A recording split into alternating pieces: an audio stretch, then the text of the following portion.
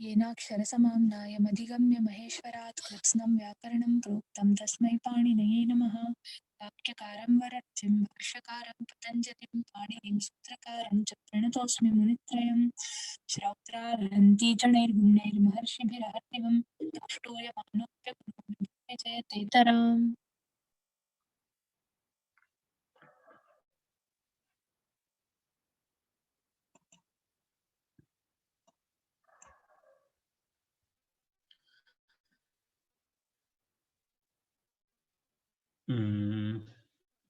अस्तु सर्वेभ्यः सुप्रभातम्। अद्यतन वर्गस्य आरम्भं कुर्मः। अद्य यदा वयम् इदानीं कृत्यप्रकरणस्य गदमद चर यमश्चानुपसर्गे इति वयं सूत्रे स्मः। एतस्य सूत्रस्य विवरणं तु मया ह्यः कृतं। तत्र एवम् अस्ति: गत व्यक्तायां वाचि मदीहर्षे चरगतिभक्षणयोः यम उपरमे एतेभ्यश्च अनुपसर्गेभ्यः तत्र विशेषनियमः एतेभ्यः धातुभ्यः विशिष्य तत्र अनुपसर्गेभ्यः धातुभ्यः यत् प्रत्ययः भवति इति आसीत्। तर्हि तदर्थं वयं द्वित्रि उदाहरणानि अपि तत्र दृष्टवन्तः। तत्र चर्यम् इत्यादि उदाहरणानि तत्र दृष्टवन्तः। मध्यं चर्यं यम्यम् इत्यादि उदाहरणानि अपि दृष्टवन्तः। वयम् अग्रे गच्छामः। अद्य तदुपरि एकं वार्तिकमस्ति, तेन वयम् अद्य आरम्भं कुर्मः। तत्र चरेः आङि च अगुरौ इति एकं वार्तिकं। तत्र कश्चन विशेषनियमः। चरेः आङि च अगुरौ इति तत्र सूत्रमस्ति, वार्तिकमस्ति। वार्तिकस्य एवमस्ति, वार्तिकस्य विवरणं पश्यामः। चरुधातोः, चरेः इति चरुधातोः तत्र गुरौ इति अगुरौ इति अस्ति।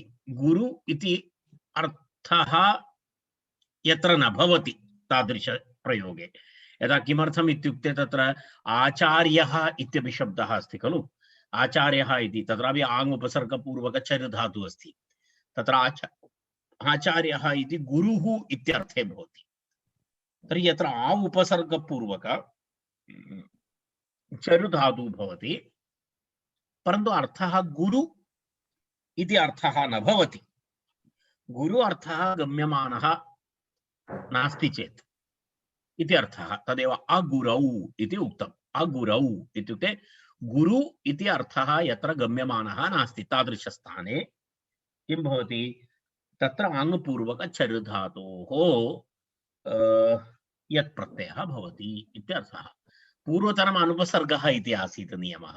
यदा गदमदचरयमश्चानुपसर्गे इत्यत्र अनुपसर्गे इति अस्ति, तत्र परिष्कारः निर्दिष्टः। अत्र तत्र चरुधातोः उपसर्गे अपि आङ् उपसर्गे अपि किं भवति इति उक्तं, तत्र यत् प्रत्ययः भवति इति उक्तं। परन्तु तत्र निर्देशः अस्ति, सः शब्दः गुरु अर्थः गम्यमानः न स्यात्, अर्थात् तत्र गुरु अर्थः न स्यात् इति।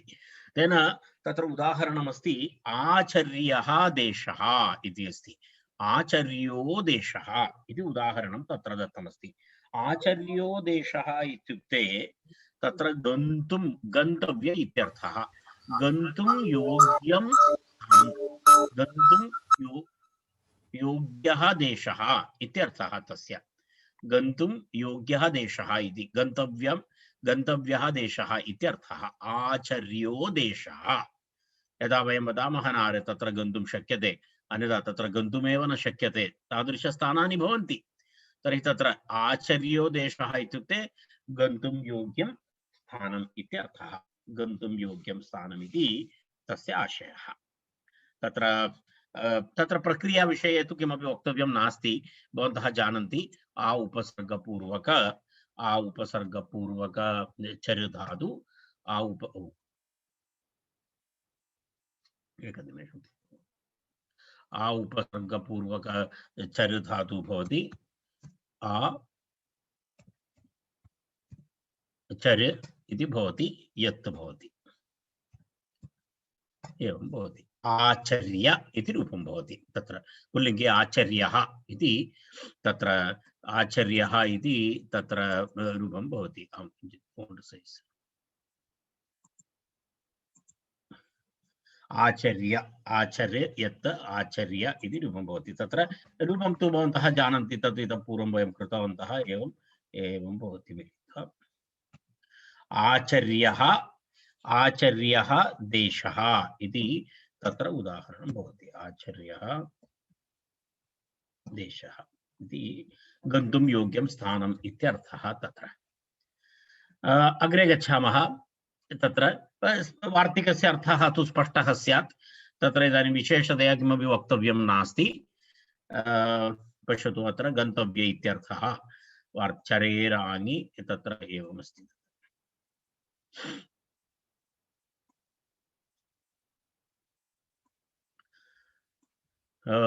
अग्रिममस्ति तत्र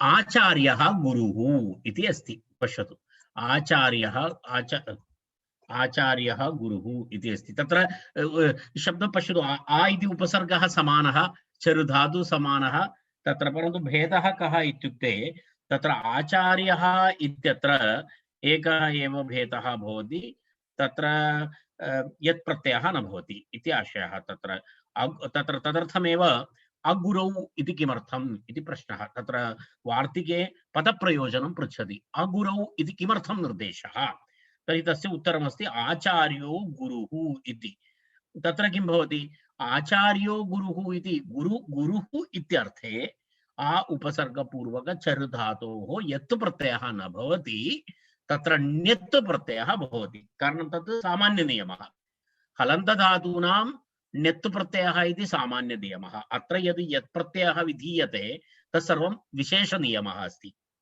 कारणं ऋहलोर्ण्यत् इति सामान्यं सूत्रं वयं जानीमः ऋहलोर्ण्यत् अर्थात् हलन्तशब्दानां ण्यत् प्रत्ययः भवति तर्हि हलन्तशब्दानां ण्यत् प्रत्ययः भवति चेत् तत्र आ उपसर्गपूर्वक चर् धातोः ण्य इति प्रत्ययः भवति चेत् आदौ उपधायाः इति उपधावृत्तिः भवति भवन्तः जानन्ति तद् वयं इतः पूर्वमपि वयं दृष्टवन्तः आ इति भवति चर् इति धातु भवति तदनन्तरं प्रत्ययः भवति तत्र ण्यत् प्रत्ययः भवति तत्र ण्यत् प्रत्ययः भवति चेत् कथं भवति भवति ण्यत् प्रत्ययः तर्हि अत्र ण्यत् प्रत्ययः भवति णी अस्ति नित् अस्ति इति कृत्वा अत्र उपधायाः तत्र दीर्घः भवति उपधा दीर्घः भवति चेत् आचार्य ण्यत् इति ण्यत् इत्यत्र केवलं ण्यत् इत्यत्रापि अवशिष्यते यकारः अवशिष्यते तत्र आचार्य इति रूपं भवति पश्यतु आचार्य इति रूपं भवति तस्मात् सुप्रत्ययरुत्वे विसर्गे आचार्यः इति रूपं भवति तत्र उपधायाः वृद्धिः भवति इत्याशयः तदर्थं तत्र सूत्रे कः निर्देशः अगुरौ इति निर्देशः गन्तव्यस्थानम् इत्यर्थे गन्तव्यः देशः इत्यत्र आचार्यः इति शब्दः गुरुः इत्यर्थे आचार्यः इति प्रयोगः भवति एवमस्ति एवं तत्र प्रयोगः अस्ति तत्र आचार्यो देशः इति गन्तव्यः इत्यर्थः अगुरौ इति किम् आचार्यो गुरुः इति तत्र यम धातु इदानीम् अग्रिमः विषयः अस्ति यम धातु तत्र कश्चन विशेषः अस्ति यम धातोः तत्र एवमस्ति तत्र ततः पूर्वमस्ति तत्र भवतां पुस्तके न स्यात् कदाचित् एक श्लोकः अत्र दत्तः अस्ति उपनीयतु यः शिष्यं वेदमध्यापयेद्विचः सकल्पं सरहस्यं च तम आचार्यं प्रचक्षते इति एकं विवरणमपि मत्समीपे यत् पुस्तकमस्ति तत्र दत्तमस्ति उपनीयतु यः शिष्यम् आचार्यस्य आचार्यशब्दस्य विवरणं दत्तमस्ति। उपनीयतु यः शिष्यं, यदि भवन्तः लेखितुं शक्नुवन्ति, कारणम् अत्र लिखित्वा दर्शयितुं महान् समयः भवति। उपनीयतु यः शिष्यं वेदम् अध्यापयेत् द्विजः, वेदम् अध्यापयेत् द्विजः, सकल्पं सरहस्यं च, सकल्पं सरहस्यं च तम आचार्यं प्रचक्षते, तम आचार्यं प्रचक्षते इति तत्र तत्र एवमस्ति। अर्थात् तस्य आचार्यस्य डेफिनिशन् अस्ति। तत् आचार्यशब्दस्य डेफिनिशन् तथा दत्तम् अस्ति। अत्र अस्ति एव। केवलम् किं वदामः, विवरणम् उक्तवान् तावदेव। सन्दर्भम् आनुषङ्गिकः विषयः। अग्रे गच्छामः। तत्र इदानीम् अस्माकं पुरतः यमधातु अस्ति। तस्मिन् विषये किञ्चित् वक्तव्यम् अस्ति।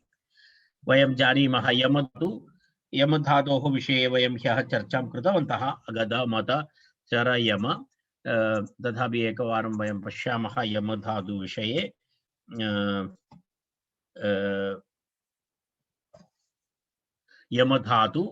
यमधातु इति तत्र द्वितीय अर्थेषु तत्र यमधातु इति अस्ति। तत्र तेन कारणेन तत्र एकवारं पश्यामः। तत्र यमधातोः कः अर्थः? यमधातु अदुपथमस्ति।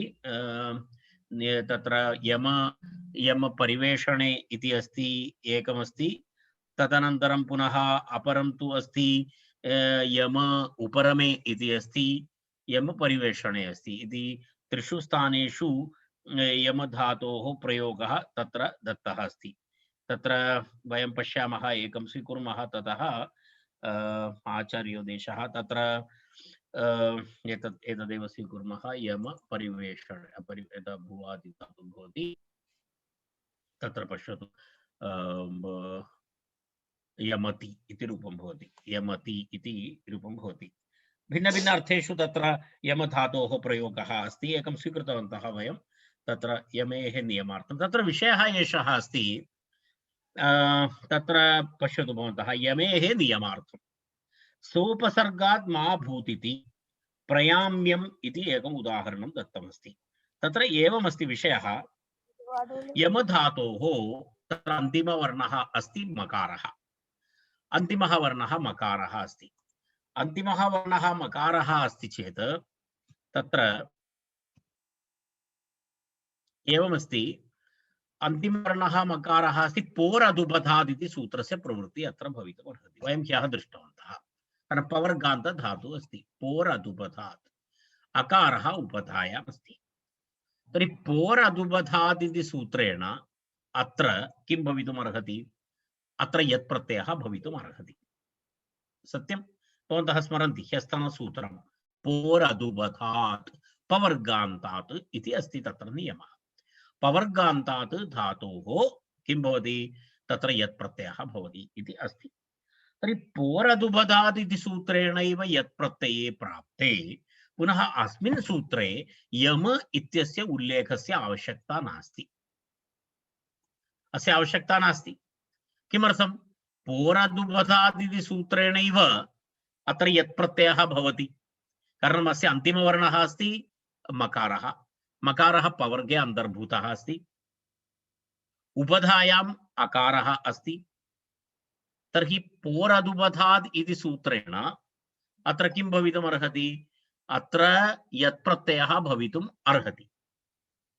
तर्हि पुनः अस्मिन् सूत्रे यम इति धातोः उल्लेखः वस्तुतः व्यर्थः। आवश्यकता नास्ति।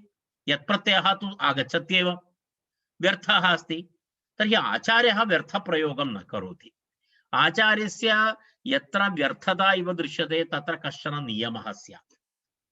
तस्मात् अस्मिन् सूत्रे यमधातोः प्रयोगः नियमार्थम् इति अस्ति। व्यर्थं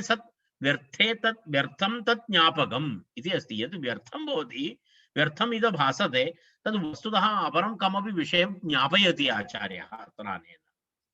अत्र कं विषयं ज्ञापयति आचार्यः इत्युक्ते तत्र उक्तं यमेः अत्र प्रयोगः नियमार्थम् इति उक्तं। नियमः क्रियते अत्र। कः नियमः क्रियते? अर्थात् यमधातोः अनुपसर्गे एव यत् भवति, सोपसर्गे यत् न भवेत् इति अत्र नियमः क्रियते। यमधातोः अनुपसर्गे एव यत् प्रत्ययः भवेत्, सोपसर्गे मा भूत्। तत्र टेक्स्ट मध्ये लिखितमस्ति, पश्यतु, सोपसर्गात् मा भूत् इति, सोपसर्गात् मा भूत् इति अस्ति। सोपसर्गात् मा भूत् इति तेन कारणेन पश्यतु अत्र प्रयाम्यम् इति, अत्र यत् प्रत्ययः नास्ति, अत्र यत् प्रत्ययः नास्ति। सोपसर्गात् मा भूत् इति अस्ति, सोपसर्गात् मा भूत् इति। सोपसर्गात् मा भूत् इत्यत्र तत्र पश्यतु, यत्र उपसर्गः भवति तत्र उपसर्गसहितः यमधातुः भवति, तत्र किं न भवति, तत्र यत् प्रत्ययः न भवति। अनुपसर्गात् यमधातोः एव यत् प्रत्ययः भवति इति नियमयति आचार्यः। नियमः क्रियते, अत्र नियमः क्रियते। तत्र सोपसर्गात् मा भूत् इति नियमार्थं यमेः प्रयोगः अत्र कृतः। तत्र उदाहरणं तत्र दत्तमस्ति, प्रयाम्यम् इति। प्रयाम्यम् इति तत्र एकं प्रा उपसर्गपूर्वक एकयोगः दर्शितः अस्ति। तत्र प्र इति भवति चेत् तत्र किं भवति, प्र इति उपसर्गः भवति, तर्हि प्र इति उपसर्गः भवति चेत् ततः किं भवति, ण्यत् प्रत्ययः भवति, ण्यत् प्रत्ययः एव भवति, तत्र ण्यत् प्रत्ययः भवति इति अर्थः। तत्र यत् प्रत्ययः न भवति, तेन कारणेन अत्र किं भवति, आदिवृद्धि भवति।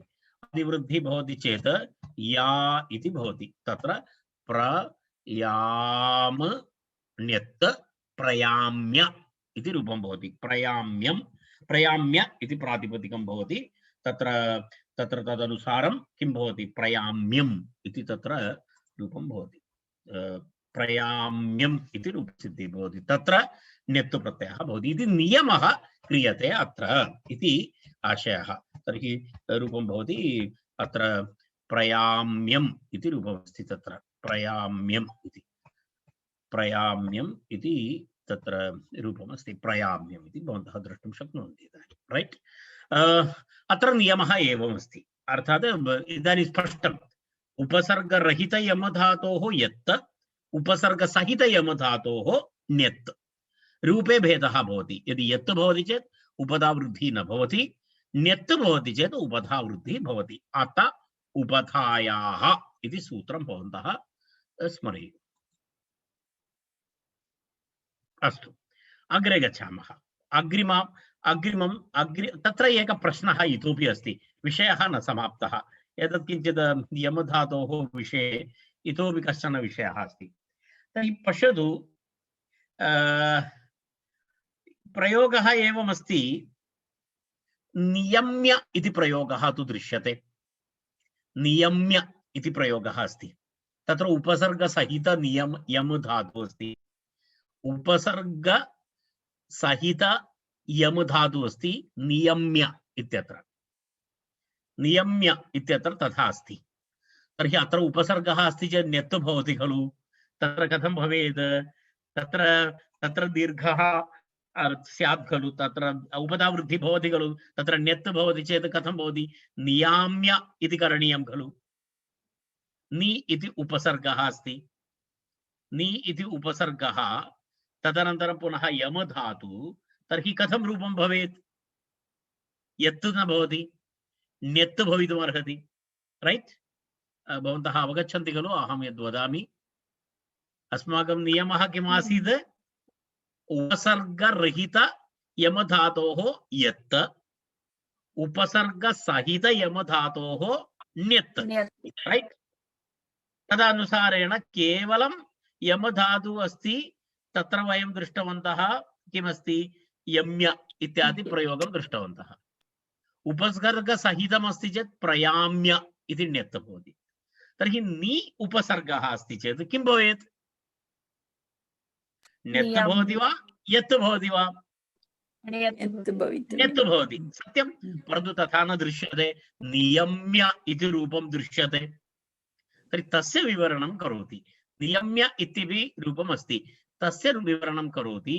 निपूर्वाद् स्यादेव, पश्यतु, निपूर्वाद् स्यादेव इत्युक्ते नि उपसर्गपूर्वाद् किं भवति? यत् भवति, विशेषनियमः। नोट करोतु, नि उपसर्गपूर्वाद् यत् भवति, तेन तत्र किमस्ति? तत्र न भवेद् विनियम्यम् इति वार्तिकं पश्यतु भवन्तः। तत्र प्रयोगः अस्ति, तत्र न भवेद् विनियम्यम् इति अस्ति एकं वार्तिकं।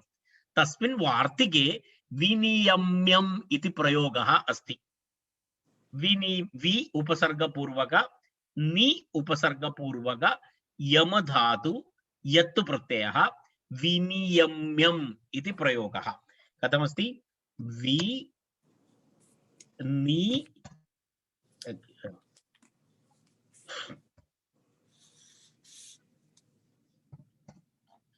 विनियम्यं वि एकनिमेषः नि अनन्तरं यम अनन्तरं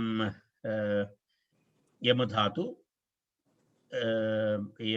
यम धातु भवति। अत्र यम धातोः अनन्तरं तत्र पुनः यत् प्रत्ययः भवति, यत् प्रत्ययः भवति। एवं विनियम्य इति रूपमस्ति, विनियम्यम् इति रूपमस्ति। तत्र विनियम्यम्, तत्र पश्यतु, अत्र उपसर्गसहितमस्ति। वि अपि उपसर्गः अस्ति, नि अपि उपसर्गः अस्ति, तथापि तत्र किं नास्ति? ण्यत्तु प्रत्ययः नास्ति, यत्तु प्रत्ययः अस्ति। तस्य कारणं वार्तिककारस्य प्रयोगः तत्र प्रमाणम्। वार्तिककारस्य प्रयोगः प्रमाणं। तत्र वार्तिककारः कथं प्रयुज्यते तत्र पश्यतु। तत्र भवतां पुस्तके तत्र विवरणं पश्यतु, तत्र दत्तमस्ति, तेन न तत्र भवेत् विनियम्यम् इति वार्तिकप्रयोगात् इति। अत्र एतत् तस्य कृते प्रमाणम्। एतत् वार्तिकमस्ति। एतस्मिन् वार्तिके आचार्यः वार्तिककारः स्वयमेव विनियम्यम् इति प्रयोगं करोति। तर्हि आचार्यप्रयोगः साधुः इति। आचार्यप्रयोगः इति यदा अहं भवन्तं पाठयामि इति कदाचित् भवत्सु एकः वा कोऽपि अहम् आचार्यः इति चिन्तयेत्। मम प्रयोगः साधु नास्ति। आचार्यप्रयोगः साधु इत्युक्ते केवलं मुनित्रयाणां, तत्र केवलं पाणिनि पतञ्जलि कात्यायनानामेव प्रयोगः साधुः अस्ति। अन्यथा मम वर्गे या शिक्षकः पाठयति अथवा या शिक्षिका पाठयति सापि आचार्यः, तस्य प्रयोगः अशुद्धः चेदपि सः प्रयोगः शुद्धः इति न वक्तव्यं।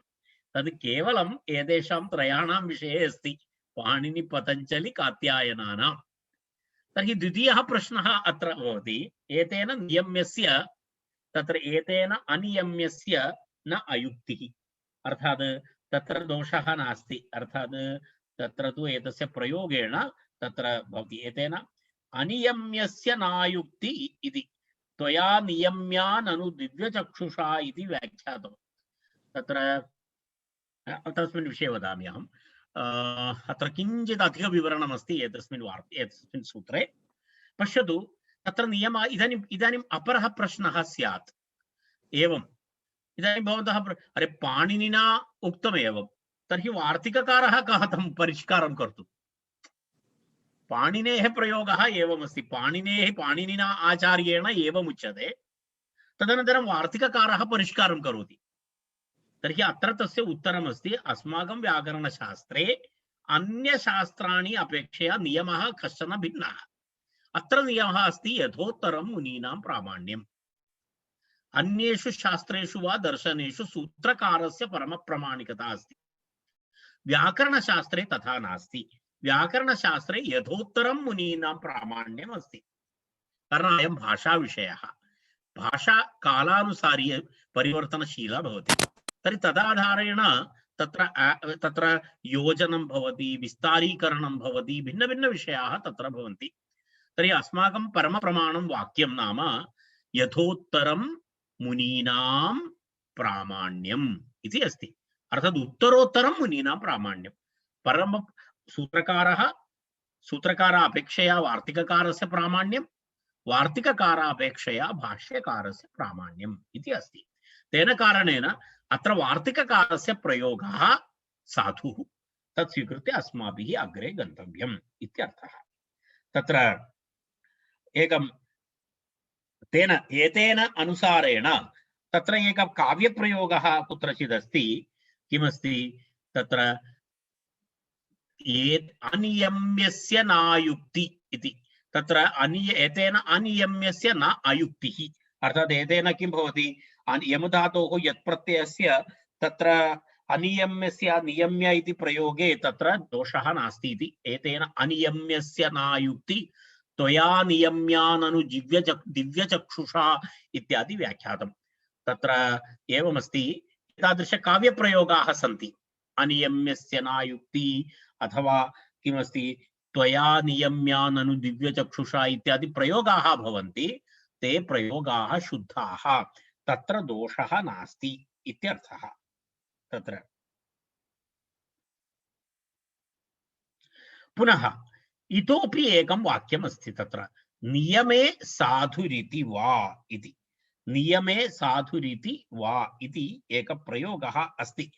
तत्रापि तदपि किञ्चित् विवरणं कृत्वा अहम् अग्रे गच्छामि, अन्यथा तद् सम्यक् न भवति। तत्र विवरणं किञ्चित् वक्तव्यमेव अस्ति।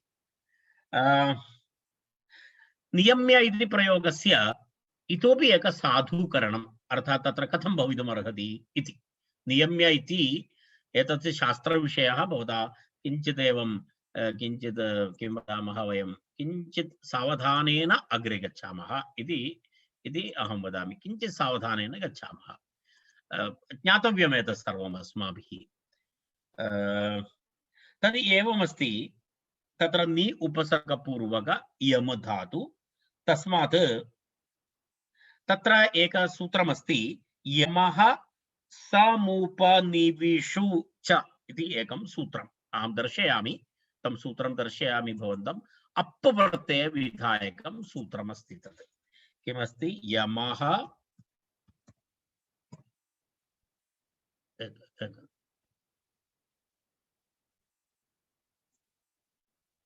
सूत्रमस्ति,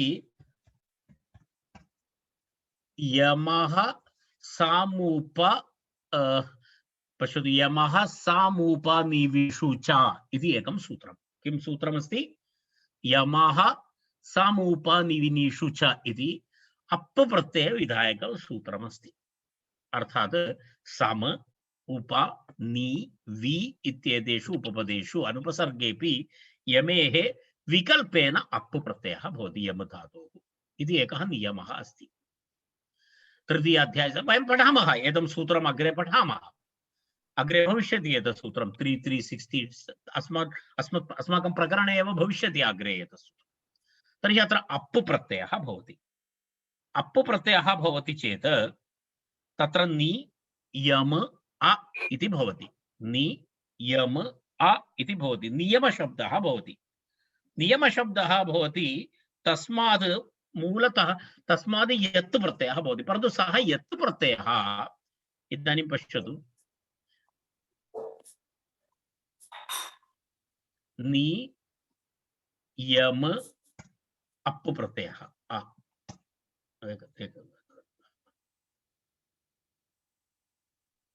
अप् प्रत्ययः भवति। पश्यतु, तर्हि कथं भवति इत्युक्ते नियम इति भवति, नियम इति भवति, नियम इति भवति।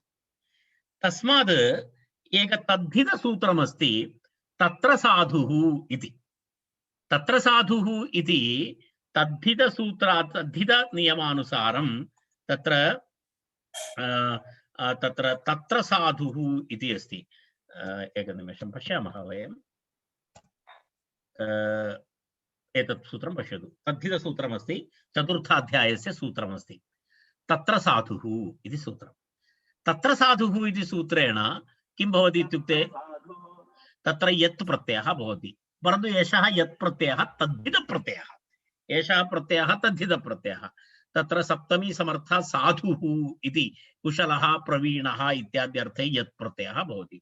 एवं यत् प्रत्ययः भूत्वा तत्र नियम्यम् इति, अर्थात् साधुः इत्यादि अर्थे तत्र एवं किं भवति, तत्र यत् प्रत्ययः भवति, या तत्र यम अनन्तरं तत्र पश्यतु एवं भवति नि य म यत् यत् भवति। तत्र पुनः तत्र एवम् अस्ति खलु, सूत्रम् अस्ति खलु, तत्र अन्तिम अकारस्य यस्य इति च इति सूत्रेण अन्तिम अकारस्य लोपः भवति। अन्तिम अकारस्य लोपः भवति चेत् नियम य नियम्य इति रूपं भवति। नियम य नियम्य इति रूपं भवति इति तत्र साधुरिति तदेव उक्तमस्ति। तत्र नियमे साधुरिति इति, नियमे साधुरिति इति तथा तस्य आशयः। नियमे साधुरिति इत्युक्ते नियम उपसर्गपूर्वक धातु, तस्मात् यमः समुपनिवेशस्तु च इति सूत्रेण कृत्संज्ञा, तत्र तत्र कृत्संज्ञक अप् प्रत्ययः, अप् प्रत्ययानन्तरं पुनः तत्र तत्र साधु इति सूत्रेण यम या यत् तद्धित इत्यपि रूपस्य साधुतां वयं वक्तुं शक्नुमः इति तत्र सिद्धान्तकौमुदीकारस्य मतम्। किंचित लॉन्ग एक्सरसाइज अस्ति, किंचित दीर्घ विवरणम् अस्ति, अहं जानामि, परन्तु यदि न वदामि चेत् तदपि अयोग्यमस्ति। पुनः वयम् आगत्य पुनः पुनरागत्य पठनम् इति तु न भवति। तेन कारणेन अहम् एतद् विवरणम् उक्तवान्। सामान्यतः भवद्भिः अवगतं स्यात् इति अहं चिन्तयामि। यदि न अवगतं चेत् कालान्तरे अवगमनं भविष्यति, चिन्ता न करणीया। शास्त्रश्रवणमपि बहु महत्त्वपूर्णमस्ति। यदि न भवति चेदपि इदानीं किञ्चित् अल्पमेव अवगतं चेदपि तत् स्वीकृत्य अग्रे गन्तव्यं। कालान्तरे भवति, कालान्तरे सर्वम् अवगमनं भवति। न इदानीं मया कारणम् अस्माकं वर्गेषु अहम् आरम्भे दृष्टवान् बहवः जनाः आसन्। इदानीं मन्दं मन्दं संख्या न्यूना जायमाना अस्ति। तस्य कारणम् एतदस्ति, शास्त्रं नाम एतद् मम हस्ते तु गुलिका नास्ति। अहं प्रयत्नशीलः, अहं प्रातःकाले उपविश्य पाठयितुं शक्नोमि। मम हस्ते औषधं नास्ति। यदा एक टैबलेट प्रातःकाले भोजनोत्तरं, मध्याह्ने भोजनोत्तरम् एक गुलिका, भाष्यगुलिका, व्याकरण सिद्धान्तकौमुदी टैबलेट, अनन्तरं वाक्यपदीय टॉनिक इत्यादिकं मम हस्ते नास्ति। अहं कोऽपि आगच्छति विजयकुमार, अहं प्रिस्क्रिप्शन लिखामि, एक वाक्यपदीय टॉनिक रात्रौ भोजनोत्तरं स्वीकरोतु, महाभाष्यस्य गोलिका द्वयं 500 mg प्रतिदिनं प्रातःकाले स्वीकरोतु इति तथा तु नास्ति। शास्त्रं तु उपविश्य महता प्रयत्नेन आदरेण निष्ठया पठनीयः विषयः। वयं सर्वे तदेव अधीतवन्तः, तेन वक्तुं शक्यते। एवमस्ति। तत्र मम कथनमेवस्ति, किञ्चित् इदानीं यदि न अवगतं, किञ्चित् न्यूनता भवति, त्यजतु, चिन्ता नास्ति। यदा अवगतम् अग्रे गच्छामः, अग्रे गच्छामः। इदानीम् अस्माकम् अग्रिमम् अर्थात् पूर्णविवरणम् इदानीं मया कृतं। तत्र भवन्तः एकवारं पश्यतु। गद मद चर यमश्चानुपसर्गे गद्यं मद्यं चर्यम् इति उदाहरणानि। चरेरागि च अगुरौ, आचर्यो देशः गन्तव्य इत्यर्थः। अगुरौ किम्, आचार्यो गुरुः, यमेः नियमार्थं, सोपसर्गात् मा भूतिति प्रयाम्यं, निपूर्वात् स्यादेव, तेन तत्र न भवेत् विनियम्यम् इति वार्तिकप्रयोगात्। एतेन अनियम्यस्य नायुक्तिः त्वया नियम्याननु दिव्यचक्षुषा इत्यादि व्याख्यातम्। नियमे साधुरिति वा। तत्र अग्रिमः विषयः, अग्रिमं सूत्रं तत्र अस्ति भवतां पुरतः। इदानीं सूत्रसङ्ख्या अस्ति 2849। 2849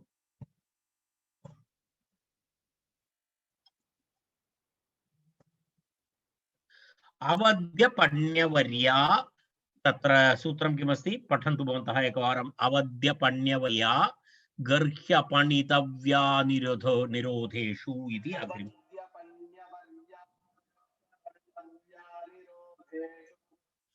पुनरेकवारम्।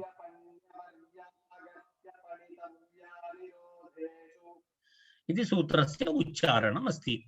तत्र अवद्यपण्यवर्याः इति तत्र प्रथमं पदं, गर्ह्यपणितव्य अनिरोधेषु इति द्वितीयं पदं, पदद्वयमस्ति अस्मिन् सूत्रे। किं किं पदमस्ति? अवद्यपण्यवर्याः इति प्रथमं, गर्ह्यपणितव्य अनिरोधेषु इति द्वितीयं पदम्, इति पदद्वयं। तत्र एवमस्ति, अवद्यं च पण्यं च तत्र वर्यश्च इति तेषाम् इतरेतरयोगद्वन्द्वः। तत्र एतस्य विग्रहवाक्यम् उक्तवान् अहं। किमस्ति? अवद्यं च पण्यं च वर्यश्च इति अवद्यपण्यवर्यः इति प्रयोगः। वर्याः इतरेतरयोगद्वन्द्वः। पुनः द्वितीयं पदं गर्ह्यं च पणितव्यं च अनिरोधश्च इति तत्र इतरेतरयोगद्वन्द्वः गर्ह्यपणितव्यानिरोधः तेषु इति सप्तमी बहुवचनं। तत्र यत् इत्यादिकं तत्र यथा पूर्वं भवति, तत्र अचो यत् इति सूत्रादि यत् भवति, तदनन्तरं पुनः अनुपसर्गे इति भवति, कृत्प्रत्ययः कृततिङ् इति सर्वत्र अधिकारः भवति, तद् वक्तव्यं विशेषतया नास्ति। अत्र केचन शब्दाः निपात्यन्ते। निपातनं नाम किं भवति इत्युक्ते तत्र निपातनं क्रियते अत्र, अर्थात् एतस्य प्रयोगः एवं भवति इति। वयम् एवं रूपसिद्धिं कुर्मः। कथं? तत्र आदेशः, तत्र आगमः, प्रत्ययः इत्यादिकं कृत्वा वयं यत् कुर्मः तद् वस्तुतः परिनिष्ठितरूपम् इत्युच्यते। परिनिष्ठितरूपमिति अर्थात् तत्र प्रकृति भवति, तत्र एक प्रकृति भवति, ततः एक धातु भवति, प्रत्ययः भवति, आदेशः भवति, आगमः भवति, एवं क्रमशः रूपसिद्धि भवति यस्य, तद् परिनिष्ठितं रूपं, तद् भिन्नं। तथा किमपि विना आचार्यः एतस्मात् धातोः एतस्य एवं प्रयोगः भवति इति कुत्रचित् प्रतिपाद्यते। अर्थात् सिद्धरूपस्यैव रूपसिद्धि नास्ति, रूपसिद्धि नास्ति, सिद्धरूपस्यैव निर्देशः क्रियते कुत्रचित्। आचार्यः सिद्धरूपस्यैव निर्देशः क्रियते, तस्य निपातनम् इत्युच्यते। तद् निपातनम् इति वदति। तत्र प्रक्रिया नास्ति, एतस्य एवं प्रयोगः, एतस्य एतस्मिन् अर्थे एवं प्रयोगः इति आचार्यः रूपमेव सूत्रद्वारा निर्दिशति। सामान्यतः वयं किं कुर्मः? तत्र रूपसिद्धिं कुर्मः। तस्मादेव सिद्धरूपम् इति वयं वदामः खलु। सिद्धरूपं पठतु, सिद्धरूपं पठतु इति किमर्थं वदामः? तत्र रूपसिद्धिं कृत्वा निर्मितमस्ति, रेडिमेड् अस्ति। सिद्धरूपम् इति रेडिमेड् अस्ति। रूपसिद्धिः वयं वस्तुतः टैलरिङ्ग् कार्यं कुर्मः। यदा टैलर् भवति, भवन्तः आपणं गत्वा रेडिमेड् स्वीकरोति, तद् सिद्धरूपम् इति वदति। वैयाकरणाः तथा न कुर्वन्ति। ते माप् इत्यादिकं स्वीकृत्य यदा टैलर् करोति तद्वत् वयं प्रत्ययं, धातु, आदेश इत्यादिकं स्वीकृत्य वयं रूपसिद्धिं कुर्मः। तद् वैयाकरणानां कार्यं। यदा मार्केट् मध्ये रेडिमेड् प्राप्नोति तत् सिद्धरूपमिति। भवन्तः सिद्धरूपमिति रूपचन्द्रिका इत्यादिकं प्राप्नोति। रूपचन्द्रिका वा, सिद्धरूपं वा, धातुरूपावली वा इत्यादिकं तत्सर्वं रेडिमेड्। तत्र रामः, रामो, रामाः भवन्ति। वैयाकरणाः रेडिमेड् न स्वीकुर्वन्ति, वैयाकरणाः स्वयं कुर्वन्ति। तत्र रामशब्दस्य कथं रूपं भवति इति अस्ति, एषः भेदः। तर्हि अत्र कानिचन रूपाणि आचार्यः एव किं कृतवान्? सिद्धरूपमेव कृतवान् अस्ति इति तत् निपातनम् इति उच्यते। तस्य नाम निपातनं, निपातितरूपाणि अत्र वदन्ति। तत्र गर्ह्य, पणितव्य, अनन्तरम् अनिरोध इति त्रिषु अर्थेषु, केषु केषु अर्थेषु? गर्ह्य, पणितव्य, अनिरोध इति त्रिषु अर्थेषु किं भवति? के शब्दाः तत्र तत्र वदधातु, पणधातु, वृधातु इति धातुत्रयम्। पणधातुतः वदधातुतः यत् प्रत्ययान्त अवद्यम् इति रूपं निपातयति। वदधातोः यत् प्रत्ययान्त अवद्यम् इति रूपं, पणधातोः पण्य इति रूपं। कस्मिन् अर्थे? पणितव्यं। विवरणं करिष्यामि अहं। पणितव्यम् इत्यर्थे। तदनन्तरं तृतीयमस्ति तत्र वृधातु, वृधातोः वर्यम् इति रूपं भवति अनिरोधार्थे अनिरोधार्थे इति भवति तत्र वयम् एकैकस्य शब्दस्यापि वयं पश्यामः तत्र एवं एकैकशब्दं स्वीकृत्य वयं चर्चां कुर्मः तत्र एवमस्ति प्रथममस्ति तत्र अवद्य इति वदेः नञि उपपदे पश्यामः ततः विवरणस्य आरम्भं कुर्मः तत्र पश्यतु एतस्य सूत्रस्य विवरणं तदा पूर्वं किमपि दत्तं नास्ति तस्य पश्यतु तत्र एतस्य सूत्रे मनोरमायां किञ्चित् विवरणं दृश्यते भवन्तः द्रष्टुं शक्नुवन्ति अवद्य पण्य वर्य येषां द्वन्द्वात् प्रथमा बहुवचनं गर्ह्य पणितव्य अनिरोध येषां द्वन्द्वा सप्तमी बहुवचनं तत्र अवद्यादयः त्रयः क्रमात् गर्ह्यादिषु त्रिषु अर्थेषु निपात्यन्ते इत्यर्थः सूत्रार्थः तत्र मनोरमातः स्वीकरणीयः सूत्रे नास्ति पश्यतु अवद्यादयः त्रयः क्रमात् अवद्यादयः नाम अवद्य पण्य वर्य इति त्रयः क्रमात् गर्ह्यादिषु त्रिषु अर्थेषु कस्मिन् कस्मिन् अर्थे गर्ह्य पणितव्य अनिरोध इति त्रिषु अर्थेषु निपात्यन्ते इति वार्तिकसूत्रस्य अर्थः सूत्रार्थः ओरिजिनल तत्र कौमुद्यां टेक्स्ट मध्ये नास्ति अस्माभिः कुतः स्वीकरणीयं भवति बालमनोरमातः स्वीकरणीयं भवति अत्रापि भवन्तः द्रष्टुं शक्नुवन्ति पश्यतु अवद्यपण्यवर्य इतः भवन्तः द्रष्टुं क्रमात् ह्रस्वादिषु त्रिषु अर्थेषु निपात्यन्ते इति तत्र एतस्य आशयः एतस्य अर्थः दृष्टवन्तः भवन्तः सूत्रार्थं ज्ञातवन्तः इदानीम् अत्र विवरणं प्रति गच्छामः वयं विवरणम् अस्ति किञ्चित् तत्र प्रथमं तत्र एकं यत्र वाक्यमस्ति वदेः नञि उपपदे वतः सुपि इति यत्क्यपोः प्राप्तयोः मनोरमां पश्यतु सिद्धान्तकौमुदीं पश्यतु वदेः नञि उपपदेः वतः सुपि वतः तत्र एकं नियमः अस्ति वदेः नञि उपपदे वद सुपि इति यत्कपोः प्राप्तयोः यदेव सोपि गर्हायाम् एव इति उभयार्थं निपातनम् इति सोपि गर्हायाम् एव इति उभयार्थं निपातनम् इति अस्ति तत्र विवरणम् अस्ति तस्य विवरणम् अहं करिष्यामि तत्र एवमस्ति एकं सूत्रमस्ति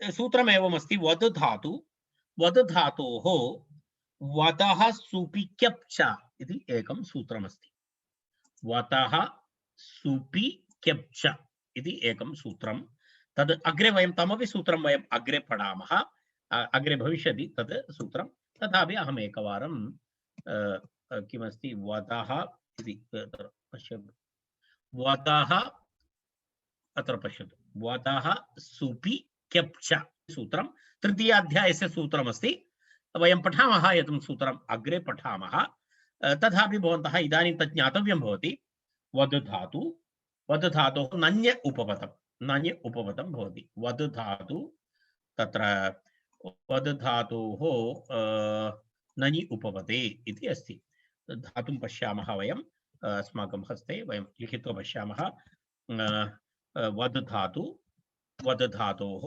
तत्र नञ् उपपदे इति न इति भवति तत्र न इति उपपदम् अस्ति नञ् तत्र न वद इति भवति नकारस्य तत्र लोपः भवति नञ् इति भवन्तः जानन्ति वद धातु तत्र किं भवति नकारस्य तत्र नञ् उपपदमस्ति तस्मात् वतु आ इति भवति नकारस्य स्थाने तत्र आ इति भवति भवन्तः जानन्ति तत्तु नञ् यथा न लोपो नञः इति सूत्रं भवन्तः स्मरेत् यदा समासे सर्वसूत्राणि अहं कर्तुं न शक्नोमि तत् समासप्रकरणं पठनीयं भवति तस्य कृते एनिवे तत्र नञ् इति अकारः भवति इतः विषयः एवमस्ति तत्र विकल्पेन किम् एतस्य सूत्रस्य कः अर्थः इदानीम् एकवारम् अत्र पश्यामः अत्र वैकल्पिकम् अस्ति वदेः धातोः सुबन्तोः उपपदे अनुपसर्गे केप् प्रत्ययः भवति चकारादि यत् प्रत्ययः इत्युक्ते अत्र प्रत्ययद्वयं भवितुम् अर्हति। केप् प्रत्ययः अपि तत्र प्राप्तिः अस्ति, यत् प्रत्ययस्यापि प्राप्तिः अस्ति। अत्र केप् प्रत्ययः अपि भवितुम् अर्हति, यत् प्रत्ययः अपि भवितुम् अर्हति। प्रत्ययद्वयस्य प्राप्तिः अस्ति। केप् अन्यथा अन्यथा कः प्रत्ययः? यत् इति प्रत्ययद्वयोः अत्र प्राप्तिः अस्ति। वद सुपि केप् च इति तत्र सूत्रम्।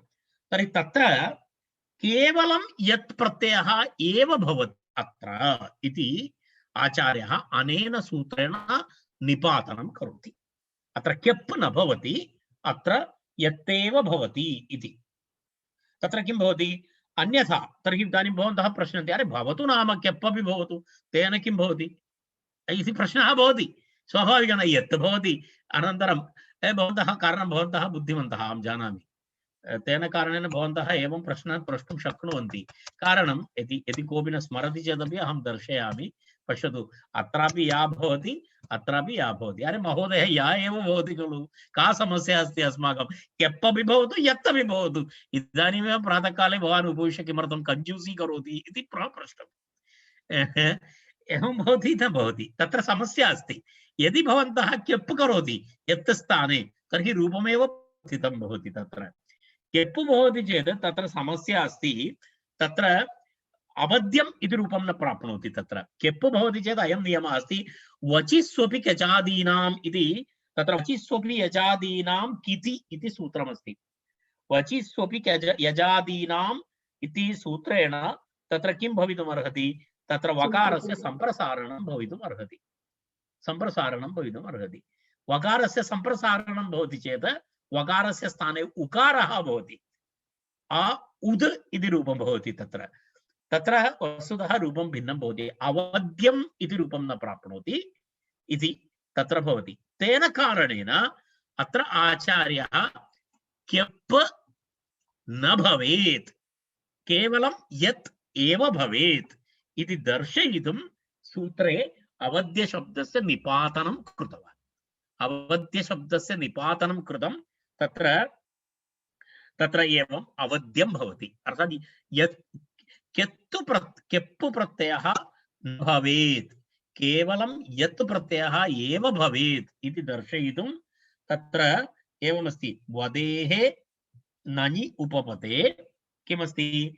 वतः सुपि इति यत्केपोः प्राप्तयोः यदेव, केवलं यदेव तत्र भवति, सोऽपि गर्हायाम्। अनन्तरं स अवध्यम् इति शब्दः कस्मिन् अर्थे भवेत्? गर्हायां, निन्दायां गम्यमानायां। गर्हा इत्युक्ते निन्दा, गर्हा इत्युक्ते निन्दायाम् इति तत्र भवति। निन्दायां भवति, अर्थात् यत् प्रत्ययः एव तत्र भवति, तत्र निन्दायाम् एव भवति इति दर्शयितुं तत्र आचार्यः एतस्य प्रयोगं कृतवान् इति। उभयार्थं निपेतम्, अर्थात् तत्र एकार्थः नास्ति। निपातनस्य लाभद्वयं। किं किम्? एकं तु अत्र वतः स्वपि केप् च इति सूत्रेण केप् अनन्तरं यत् द्वयं भवितुम् अर्हति स्म, तत्र केप् न भवेत्, यत् एव भवति इति प्रथमः लाभः। द्वितीयं प्रयोजनं नाम गर्हार्थे अयं प्रयोगः इति। उभयार्थम् अस्य प्रयोगः अत्र इति। अत्र पश्यतु, इदानीं वयं टेक्स्ट् पठामः। पश्यतु, अत्र वदेः नञ्युपपदे वतः सुपि केप् च इति यत्केपोः प्राप्तयोः, अर्थात् प्रत्ययद्वयं प्राप्नोति। केप् अपि भवितुम् अर्हति, यत् अपि भवितुम् अर्हति। तत्र यदेव भवति, अर्थात् यत् प्रत्ययः एव भवति, केप् न भवति इति प्रथमः लाभः। द्वितीयं सोऽपि केप्, सोऽपि यत् गर्हायामेव निन्दार्थे एव इति उभयार्थं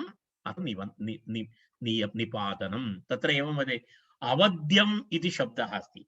अवध्यम् इति शब्दः पापं, न करणीयं, न वक्तव्यम् इति अस्ति। तद् वक्तव्यमेव नास्ति। यदा तत्र अवध्यम् इति अस्ति, अवध्यम् इत्युक्ते तत्र पश्यतु, तत्रापि एवमस्ति। अवध्यम् इत्यपि शब्दः अस्ति, न वक्तव्यमिति, अनुद्यम् इत्यपि शब्दः अस्ति, न वक्तव्यमिति। तयोः द्वयोः भेदः अस्ति। अवद्यं पापम् अस्ति, अवद्यं पापम् अस्ति, तत्र निन्दा अस्ति। अर्थात् अवद्यम् इत्युक्ते तस्य आशयः नाम तद् उच्चारणमेव न करणीयं, तस्य महापापम् अस्ति। यदा यदा अश्लीलशब्दाः वा तादृशम् इत्यादिकं वयं वदामः, तत्र गर्हः अस्ति, निन्दा अस्ति। अवद्यम् अवद्यम् अस्ति, अर्थात् तत् नाम स्वीकरणीयमेव नास्ति, तद् वक्तव्यमेव नास्ति इति अवद्यं पापम्। तर्हि गर्ह्ये इति किमर्थं? तत्र उच्यते गर्ह्ये इत्युक्ते तत्र एवमस्ति, अनुद्यं गुरुर्नाम, तत्र अनर्हता अस्ति वक्तुं। यदा गुरोः नाम उच्चारणं करणीयम् इति अस्ति, गुरोः नाम न वक्तव्यम् इति नियमः अस्ति।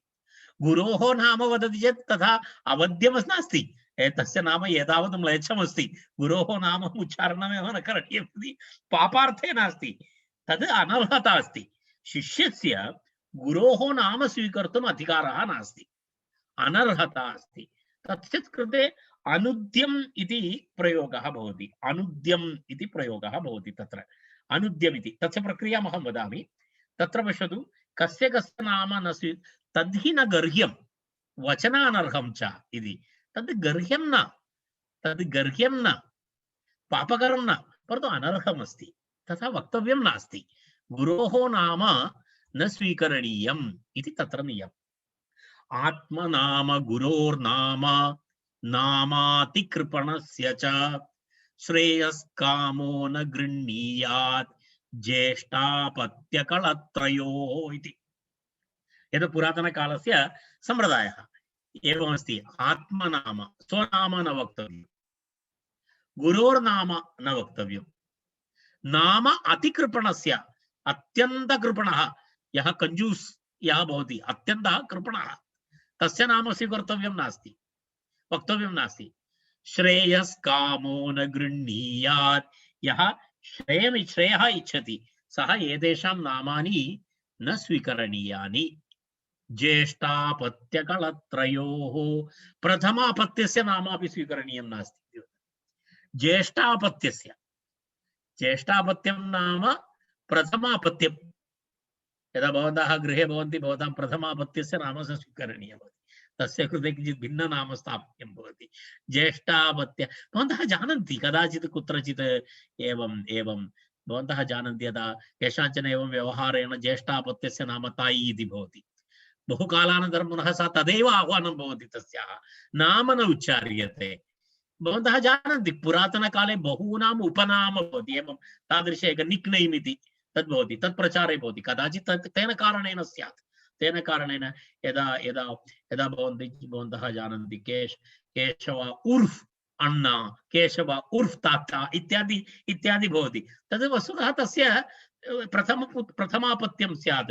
यदा वयं दादा इति वदति, एकः ज्येष्ठः भवति, एकः कनिष्ठः भवति, ज्येष्ठस्य नाम न उच्चार्यते, सर्वदा दादा दादा इति उच्चार्यते। तस्य सर्वे गृहे माता अपि अरे भवन्तः दादा तं पृच्छतु इति वदति, तदा गत्वा तस्य नाम दादाराव् भवति। एवमस्ति, एतादृशप्रयोगः एतेन कारणेन कदाचित् स्यात्। ज्येष्ठापत्य पत्न्याः नामापि न स्वीकरणीयम् इति अस्ति, पत्न्याः नामापि न उच्चारणीयं। तत्र पश्यतु, ज्येष्ठापत्य कलत्रयोः इति अस्ति। एवं तत्र कश्चन सङ्कल्पः अस्ति, पुरातनः काचित् सङ्कल्पः एवमेवम् अस्ति। आत्मनाम गुरोर्नाम नामातिकृपणस्य च श्रेयस्कामो न गृह्णीयात् ज्येष्ठापत्य कलत्रयोः इति अस्ति। पश्यतु, अवद्यम् इति रूपं तु स्पष्टमस्ति, यत् प्रत्ययः भवति तर्हि अत्र अवद्यम् इति रूपं भवति। तत्र अवद्यम् इति तत्र एतद् भवन्तः जानन्ति, एतस्य इदानीं किमपि अस्माभिः करणीयं नास्ति, अवद्यम् इति रूपम् अभवत्। परन्तु यत्र गर्हः नास्ति तत्र रूपं भवति किम्? अनुद्यम् इति रूपं भवति, अनुद्यम् इति रूपं भवति। अनुद्यम् अनुद्यम् इति रूपं तु भिन्नं भवति। अनुद्यम् इत्यत्र कथं भवति इत्युक्ते, तत्र वदिष्वपि केप्च इति सूत्रेण केप् प्रत्ययः, यत् प्रत्ययः तु भवति आ वद, क्षम्यतां, दकारः न, द अनन्तरं केप्, केप् प्रत्ययः, केप्पु प्रत्ययः भवति केप्पु प्रत्ययः भवति केप्पु प्रत्ययः भवति चेत् तस्य प्रक्रिया किञ्चित् विस्तृता अस्ति आ वद अनन्तरं या इति प्रक्रिया भवन्तः अपि फॉलो कुर्वन्तु आवद या इति भवति आवद या इति भवति चेत् तत्र एवं सूत्रमस्ति वचि स्वपि यजादीनां किपि इति एकं सूत्रम् एतत् सूत्रं वयं कदाचित् अग्रे पठामः न स्मरामि इदानीम् अत्र वचि स्वपि यजादीनां च इति सूत्रं षष्ठाध्यायस्य सूत्रमस्ति वचि स्वपि यजादीनाम् इति सूत्रेण तत्र किं भवति तत्र एतेन सूत्रेण सम्प्रसारणं भवति तर्हि सम्प्रसारणं भवति चेत् तत्र व इत्यत्र वकारस्य सम्प्रसारणं भवति तत्र पश्यामः सम्प्रसारणं कथं भवति अकारः भवति व आ तत्र वर्णद्वयमस्ति वकारे तत्र वर्णद्वयमस्ति इति भवन्तः चिन्तयन्तु तद् एकवारं जानन्तु अनन्तरम् एकः वर्णः व अनन्तरम् अपरः वर्णः आ इति व इति भवति द एवमस्ति खलु एवमस्ति प्रक्रिया पश्यतु वद इत्युक्ते व आ द इति अस्ति तर्हि अत्र व इत्यस्य स्थाने किं भवति सम्प्रसारणं भवति वकारस्य सम्प्रसारणं नाम उकारः वकारस्य सम्प्रसारणम् उकारः तदनन्तरम् अकारः तु अस्त्येव दकारः अपि अस्ति तदनन्तरम् अस्माकं प्रत्ययः य इति अस्ति केवलम् एकवारं सम्प्रसारण नियमं दर्शयामि तर्हि व इदानीं वकारस्य स्थाने उकारः अभवत् अकारः तु अस्त्येव वकारोत्तर अकारः तत्र अस्त्येव दकारः जातः तदनन्तरं पुनः यकारः भवति तर्हि एवं स्थिते तत्र किं भवति यत्र सम्प्रसारणं भवति तत्र एकम् इतोपि सूत्रमस्ति सम्प्रसारणाच्च इति सूत्रमस्ति किं सूत्रं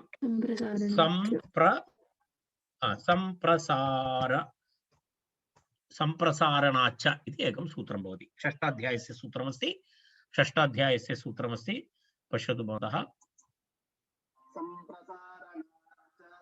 सम्प्रसारणाच्च इति सूत्रं भवति तेन सूत्रेण किं भवति सम्प्रसारणाच्च इति सूत्रेण पूर्वरूप एकादेशः भवति अत्र द्वयोः स्थाने अर्थात् एतयोः द्वयोः स्थाने उ आ एतस्मिन् विषये अधिक पूर्वरूप एकादेशः पररूप एकादेशः इति अहम् इदानीं मार्केटिंग करोमि एतस्मिन् विषये अधिक जानकारी निमित्तं भवन्तः शनिवासरे 6:00 मम सन्धिवर्गम् आगच्छन्तु तत्र एतस्मिन् विषये प्रतिपादनं भवति अ उ इति पूर्वरूप एकादेशः भवति चेत् उकारः अवशिष्यते अकारस्य लोपः भवति तत्र तस्मात् किं भवति पुनः पश्यामः किं भवति अ उ इति अवशिष्यते आ उ पूर्वरूप एकादेशः द अनन्तरं य इति भवति पश्यतु अ उ द य इति जातम् अत्र विषयः एवमस्ति इदानीम् आ प्लस् उद्य अभवत् आ उद्य इति अभवत् आ इति भवन्तः जानन्ति नञ् निषेधार्थक नञ् अस्ति तर्हि अयम् एकः नियमः अस्ति तत्र यदा स्वरादि शब्दः परे भवति नञः तर्हि किं भवति तत्र एकः नियमः अस्ति किमस्ति तस्मात् नुडचि इति एकनिमिषः तस्मान्नुडचि इति सूत्रं भवति तत्र तस्मान्नुडचि इति सूत्रेण तत्र एक नुट् इति आगमः भवति नुडागमः भवति तत्र नुडागमः भवति चेत् नुडागमे किं भवति नुडागमः भवति चेत् कुत्र आगच्छति नुडागमः स्मरन्ति भवन्तः आद्यन्तौ लकितौ नुडागमः भवति उ इत्यस्य तर्हि अत्र न तदनन्तरं किं भवति नुड इति आगमः भवति नुड इति नु इति भवति नु अनन्तरं ड सत्यं नुडागमः भवति नु इति अहं पूर्णं न लिखामि इदानीं नु इत्यत्र अवशिष्यते किम् अवशिष्यते नु इत्यत्र नकारः अवशिष्यते रैट् अन्यथा पुनः महान् समयः भवति। अस्तु, आ नुडागमः आगतः। इदानीं किम् अस्ति अस्माकं हस्ते? उद्यः। उद्य इति अस्ति। उद्यः नास्ति, उद्य अस्ति। किमस्ति एवं गच्छति? उद्य, रैट्। पश्यतु, आ न उद्य मिलित्वा किं भवति? अनुद्य इति रूपं भवति। अनुद्य इति रूपं भवति। अस्माकं हस्ते अनुद्यम् इति नपुंसकलिङ्गं रूपमस्ति। अनुद्यम् इति नपुंसकलिङ्गं रूपमस्ति। तेन कारणेन तत्र पुनः सुप्रत्ययः, तदनन्तरम् अमादेशः, अतः सर्वं यथा पूर्वं भवति। यथा पूर्वम् अमादेशः भवति। अमादेशस्य पूर्वरूपे किं भवति रूपम्? अनुद्यम् इति रूपं भवति। अनुद्यम् इति रूपं भवति।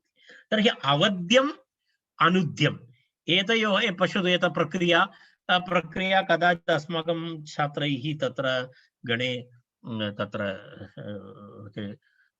स्थापयन्ति इति मन्ये छात्राः। पश्यामः वयं, भवन्तः ज्ञातुं शक्नुवन्ति। दीर्घा प्रक्रिया अस्ति। तर्हि अवद्यम् इत्युक्ते गर्ह्ये अर्थे भवति। अनुद्यम् इत्युक्ते तत्र अनर्हतां दर्शयति इति अस्माकम् अद्यतनविषयः। अर्थात् अत्र एवमस्ति, अवद्यम् इत्युक्ते तत् स्वीकरणीयमेव नास्ति, पापः अस्ति। अवद्यं कारणं तद् तादृशं म्लेच्छमस्ति। गुरोः नाम स्वीकरणीयमिति म्लेच्छता नास्ति। गुरोः नाम एतदर्थं स्वीकरणीयमस्ति, तद् अनर्हता अस्ति इति। अवद्यम् इति शब्दस्य एकः अर्थः भवति, अनुद्यम् इत्यस्य भिन्नः अर्थः भवति। तेन कारणेन तत्र उक्तम्, आत्मनाम गुरोर्नाम नामातिकृपणस्य च श्रेयस्कामो न गृह्णीयात् ज्येष्ठापत्य कलत्रयोः इति स्मृति मनुस्मृतेः कश्चन श्लोकः अत्र एतस्मिन् विषये दत्तः। एतेन सह वयम् अद्यतनवर्गं अत्र समापयामः। द्वितीयः शब्दः पण्य इति शब्दः अस्ति। तं विषयं स्वीकृत्य वयं श्वः अस्माकं चर्चां कुर्मः। अस्माकं चर्चाम् अग्रे वयं नयामः। एतावदेव अद्य वक्तव्यमस्ति।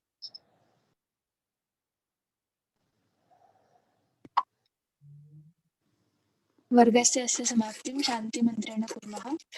सर्वे भवन्तु सुखिनः, सर्वे सन्तु निरामयाः, सर्वे भद्राणि पश्यन्तु, मा कश्चित् दुःखभाग् भवेत्। ॐ शान्ति शान्ति शान्तिः। धन्यवादः।